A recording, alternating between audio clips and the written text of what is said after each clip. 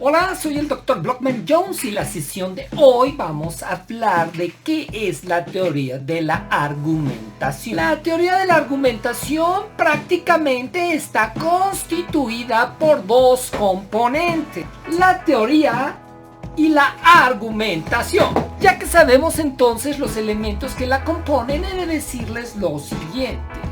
En términos generales, una teoría es una especie de opinión o de hipótesis que coloquialmente sostiene el sujeto. Tengo la teoría de que los marcianos existen, o tengo la teoría que aquella chica es bastante agradable.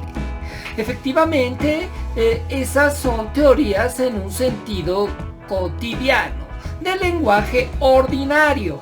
En cambio, tenemos otra definición un poco más técnica que va a entender a la teoría como una especie de sistema explicativo que prácticamente va a funcionar a través de leyes.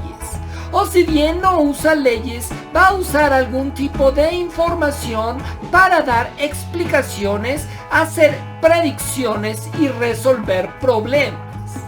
Estas explicaciones que genera la ciencia son de carácter general, son amplias y regularmente son intangibles.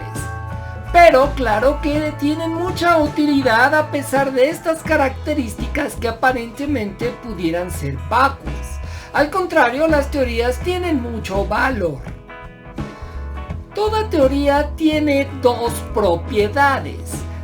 Una es la deducibilidad, es decir, que se pueden obtener conclusiones de carácter lógico a partir de los axiomas o de los postulados que lanza la teoría y que van a funcionar como premisas para llegar a una conclusión. Por otro lado está la segunda cualidad que tiene toda teoría. Esa es la de la verificabilidad. La verificabilidad se refiere a esa capacidad de corroborar, de constatar de manera empírica lo que la teoría dice. Por eso es que las teorías de las medicinas que se hacen para curar a las personas funcionan. Se elabora un marco teórico, se hace una experimentación y luego se ve cómo esto funciona claramente en los cuerpos. Las teorías también alcanzan a explicar ciertos fenómenos. Muchas teorías también sirven para complementar cosas ya demostradas. El segundo elemento que compone a la teoría de la argumentación es la argumentación. Puede tener dos sentidos. El primero es el de argumentar como esta acción que consiste en dar razones. La segunda es el argumento. El argumento se va a referir prácticamente a aquella unidad, aquel discurso, aquella unidad discursiva que propiamente nos va a permitir juntar premisas lógicas, llevarlas a una conclusión, y eso es por lo tanto un argumento que pueden tener, por cierto, muchas formas. Y puede ser incluso informal, es decir, se puede dar en el lenguaje cotidiano sin tener una estructura como la de el silogismo. Si no sabes qué es un silogismo, bueno, no te preocupes porque eso pertenece a un curso de lógica. Debes de saber que un silogismo simplemente se refiere a dos enunciados ligados entre sí por una palabra que te llevan a una conclusión. Como todos los hombres son mortales, Sócrates es hombre, por lo tanto Sócrates es mortal.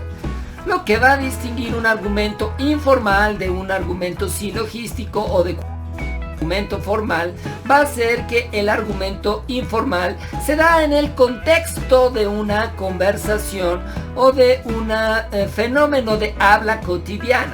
Mientras que en el otro caso podemos decir que prácticamente el argumento se da descontextualizado, como es el caso del silogismo. Nadie anda por la vida pululando razonamientos sobre Sócrates para deducir que es mortal.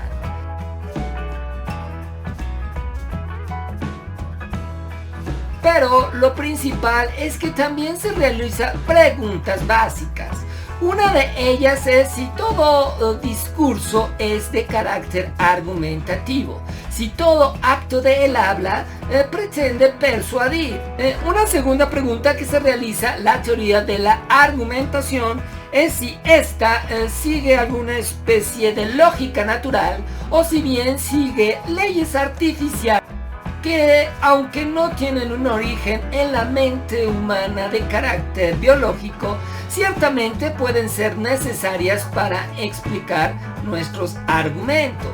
Una tercera pregunta es si el argumento y la argumentación como fenómeno se da como una especie de monólogo o se da a través del diálogo. Lo último que vamos a preguntar tal vez es la finalidad de la argumentación. Es decir, si ésta se realiza para obtener un consenso entre las opiniones divergentes o bien se está realizando para justamente obtener un disenso y decir no estoy de acuerdo con la opinión del otro. La teoría de la argumentación se dice que ha surgido desde la antigüedad. Uno podría pensar que surgió con Aristóteles, sin embargo hay quienes dicen que surgió antes, en el siglo V, con dos retóricos sicilianos llamados Corax y Tisias. Ellos fueron los primeros, al parecer, que plantearon el problema retórico de qué es la argumentación y cómo funciona. Sin embargo, la teoría de la argumentación se ha vuelto mucho más compleja a partir del siglo XX, fundamentalmente con los refundadores de esta disciplina, que han sido los personajes más destacados de los años 50 en torno a esta reflexión de una nueva manera de argumentar.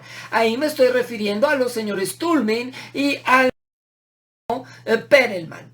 Con ellos dos se funda la nueva retórica, la nueva teoría de la argumentación, y entonces tenemos que surge esta teoría. A todo esto, ¿cómo la podemos definir?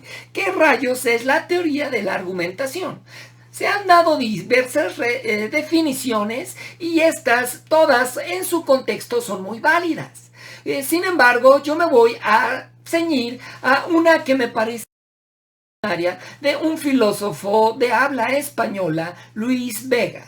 Este señor lo que llega a señalar es que la teoría de la argumentación es el estudio, es la investigación de los conceptos, de los modelos, de los criterios que sirven para construir, para criticar y para evaluar los argumentos. La teoría de la argumentación es una nueva forma de abordar multidisciplinariamente la argumentación. Por eso es teoría, es todavía un constructo y no es una explicación definitiva. En la teoría de la argumentación confluyen diversas disciplinas, como la lingüística, la filosofía del lenguaje, como la retórica u oratoria, como la psicología, como la neurología y tal vez alguna que otra disciplina que no tengamos en este momento en mente, pero aportar un elemento clave